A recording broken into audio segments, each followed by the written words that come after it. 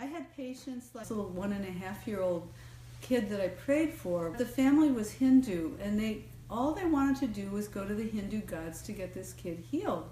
So they go back to India, they go to the Hindu priest, they do a fortune to the priest, and nothing, like the little kid's as messed up after all the fire ceremonies and all the chanting and the mantras as he was when they were here. And they were absolutely so angry and upset. They expected their Hindu gods to heal this little kid. They were really bitter about it. And the mom told me she was cursing, cursing the gods, cursing the priests. They were furious. So they come back here and they become Christian. They meet Christians for the first time in their life, and God starts touching their heart, and they start reading about Jesus and what they've been looking for, to have this kid who has no brain. You're dealing with a 1.5-year-old kid who has no functioning brain. This kid's going to die, and he can't do anything. He can't sit up by himself. He can't walk. He can't crawl. He can't speak. He has no relationship with his mom. Can't do anything. And all of a sudden they realize there's a Jesus out there, and he could heal anything. And they start thinking maybe there's somebody who works with Jesus who might be able to help our son.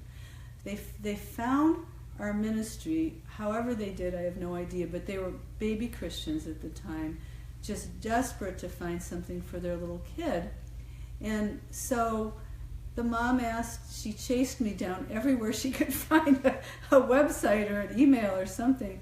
And she just said, please heal our little boy. And so I meet the little boy. I have wonderful pictures of him. Anyway, I meet the little boy, and he's drooling and screaming, and that's the only thing he can do.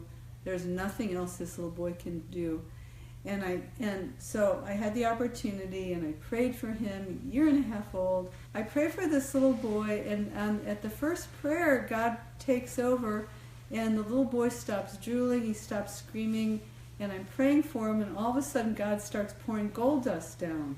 I don't know if you've all heard of that thing that can happen, where God actually opens the heavens and pours gold flakes on you. The mom's covered, I'm covered. That was pretty interesting. And then all of a sudden the little baby he quiets down, and I look at him as a doctor and I say, he's changing. I see his muscle tones changing. I see his body changing, and at the end he can sit up. He starts to become like a little healed baby. And within the week, I have pictures. I followed him with pictures. And within the week, this little baby, he looks completely different, by the way. You can't even... He's all of a sudden got a brain. He's sharp looking right away. His eyes are open.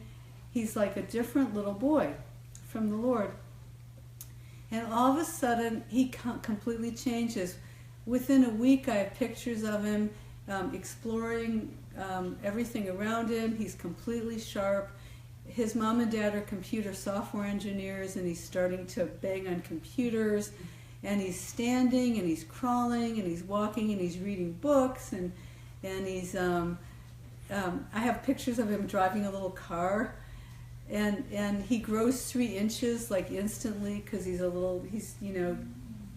his growth is stunted. He grows a lot of hair. It was just all supernatural from God, and so that was an incredible experience. And his heart changes, because he completely bonds with his mom and dad. I have beautiful pictures of him looking at his mom with total love and adoration, this tiny little boy.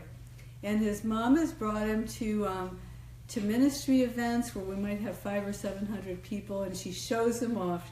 She literally would pick him up and show him off and say, look at what happened, what God did to my little baby. And then you'll see him walking around on stage, and it's just a beautiful example of what God can do to every single one of you here tonight.